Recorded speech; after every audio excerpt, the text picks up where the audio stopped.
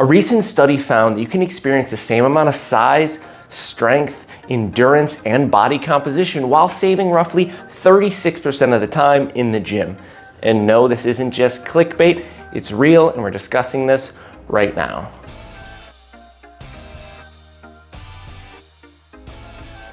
Supersets. Yep, that's it. We'll see you guys in the next one. Have a good day.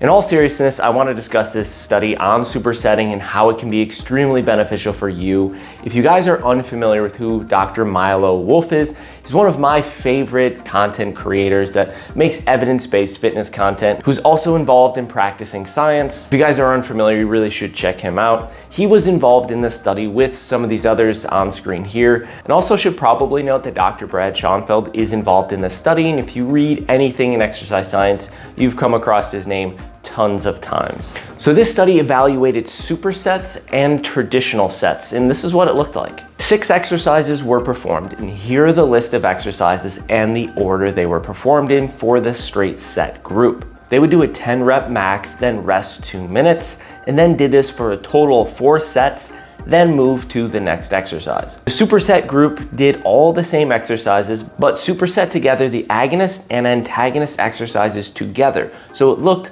like this. So they would have a pull down and then a Smith machine bench press, and then would have a 2-minute rest for a total of 4 sets, and then move to the next 2 movements. So what they found was that there's really no difference in the outcomes, and they even stated both supersets and traditional resistance training yield similar changes in muscle strength, size, power, and endurance. And what is important for context is that out of these individuals, they were resistance trained, so they had experience, and they were a split of males and females. But now before you run off and think this is all you have to do to experience all these great results, there is some nuance that I think is worth discussing here. This information is really important for individuals who are trying to save time, and that's exactly what this shows.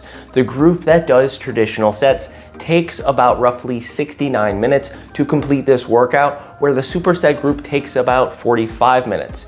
You're gonna save about 24 minutes, and if you train this style of workout twice a week, over a year, that's roughly a little over 40 hours, which is a lot of time when you really think about it. So the time-saving benefits are huge, but there is some downsides. And the group that did the supersetting did have increased amounts of nausea. And this kind of makes sense. When people work out more intensely, they do end up feeling a little bit more uncomfortable. It's not super uncommon to see.